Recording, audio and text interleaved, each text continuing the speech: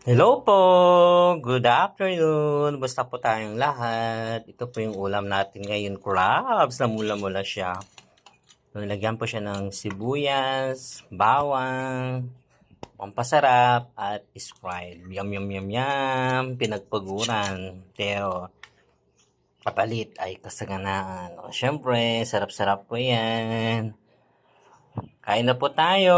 Solve na naman po ang ating late lunch kasi po anong oras na po? Magwa-1 na po. Siyempre, bakasyon po. So, kahit anong oras po. Diba? Kasi wala mo po masyadong ginagawa ngayon. Kasi nakabakasyon po tayo. Yan po. Sarap. Yum, yum, yum, yum. Kain na po tayo. Sarap-sarap po ng crabs. Talagang niluto po siya. As in na mamula-mula po. Yun lang. Diyos ko, yung kaldero natin, yung kanin, kawawa na naman mamaya. Sa dami po tayong kakainin, talagang mapapasubo po tayo. Kain na po tayo. Ingat po tayong lahat and God bless. Love you all po at salamat.